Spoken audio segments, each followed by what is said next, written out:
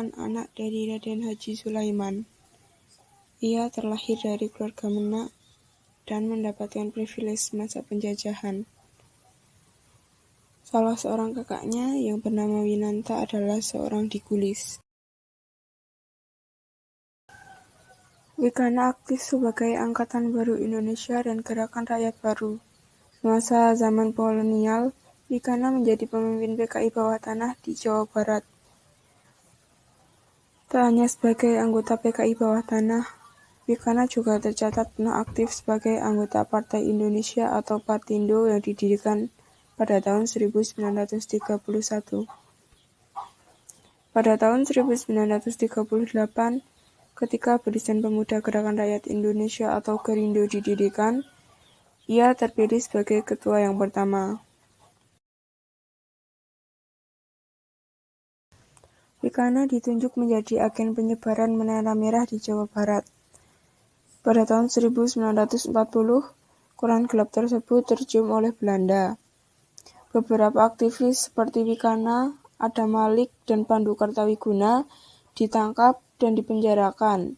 Kemudian ia baru keluar pada tahun 1942 setelah Jepang menduduki Indonesia. Wikana memiliki peran penting dalam peristiwa proklamasi 1945.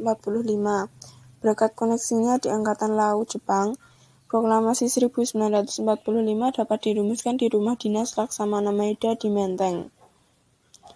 Bersama para pemuda dari Menteng 31, Wikana dapat menjemput secara paksa Soekarno dan Hatta untuk dibawa ke Rengas Dengklok pada tanggal 16 Agustus 1945 dini hari. Para pemuda sepakat untuk membentuk Angkatan Pemuda Indonesia atau API di markas Menteng 31. Wikana ditunjuk sebagai ketuanya. API berperan penting dalam aksi-aksi perebutan perusahaan Belanda di masa awal revolusi. Dalam Kongres Pemuda Indonesia di Yogyakarta pada tanggal 10–11 November 1945, 7 organisasi pemuda sepakat untuk membentuk Pemuda Sosialis Indonesia atau Pesindo. Wikana kemudian terpilih menjadi salah seorang wakil ketua.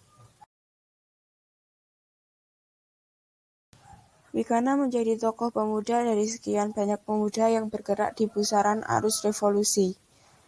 Ketokohan Wikana mendapatkan pengakuan dan karena itulah dia dipercaya oleh Perdana Menteri Syahrir untuk duduk sebagai Menteri Negara Urusan Pemuda dalam Kabinet Syahrir kedua dan ketiga.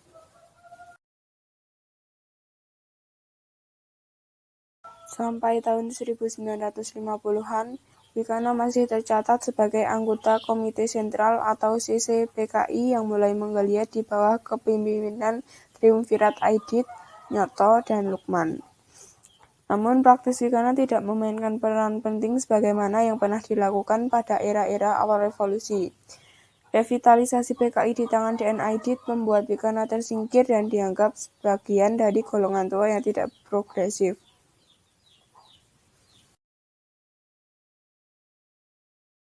Pada tahun 1965, Wikana diangkat menjadi anggota MPRS oleh Waperdam Chaerul Saleh.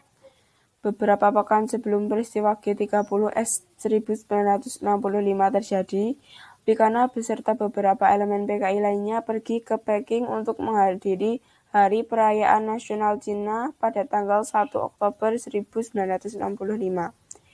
Namun, terdengar kabar dari tanah air tentang insiden penculikan dan pembunuhan para jenderal. Kemudian PKI disalahkan. Wikana meminta anggota delegasi lain untuk tetap berada di Peking selagi menunggu kepastian. Pasca peristiwa Madiun, Wikana sempat menghilang selama 2 tahun. Pada tahun 1953, Wikana sempat menjadi anggota konstituante. Kemudian Wikana juga menjadi anggota DPA pada tahun 1963.